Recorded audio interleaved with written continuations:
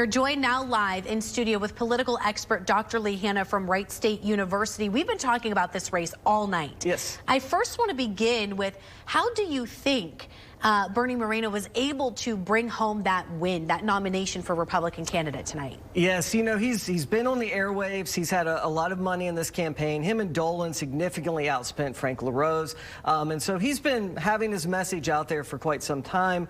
But the real kicker was that President Trump decided to endorse him, that J.D. Vance, our current junior senator out of Ohio, has been a champion for him, you know, really from the start. So I think those endorsements really mattered. I was looking at some of the results. Matt Dolan won in Cuyahoga County. That might be it. And then, you know, did better in some of the suburban counties. And kind of an interesting tidbit, it looks like Frank LaRose did best right along the West Virginia border. And that's where you don't have the same ads coming in. And so Moreno and Dolan were all over the airwaves. And so that's the one area where LaRose was a little more competitive. But he came, you know, kind of a distant third to the two candidates. Yeah, it's interesting when you take a look kind of at the map, the results coming in. Yes. Now with Moreno obviously being the Republican nominee, how does this sort of shape the future of the Senate race? You heard it already. Yes. Both of them are already, they're already talking. Yes, yeah, absolutely. Well, you know, Moreno, at least to win this primary, has been quite conservative.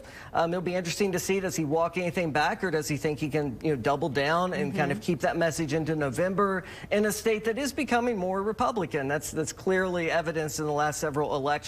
And, you know, Sherrod Brown at the same time, he is an incumbent. He's been in office for a long time. That does build you a lot of name recognition. It just builds you maybe people who are just loyal to you because you helped them with the passport years ago or something along those lines.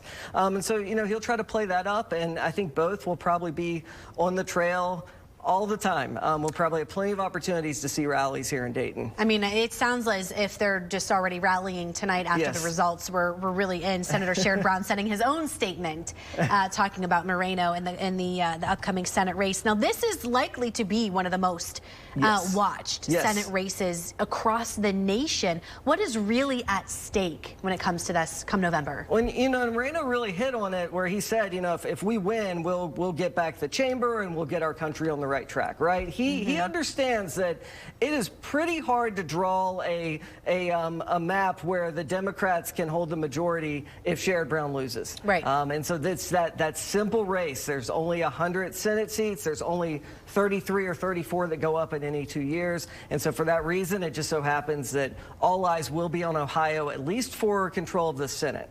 Yeah, it's going to be an interesting next couple months. We'll definitely have to see how the two of them continue to sort of duke it out, really, until come November, once it's really, truly finalized. Dr. Lee Hanna, thank you so much for being here live with us. Thanks for having me. Since around 9 o'clock tonight. We appreciate it.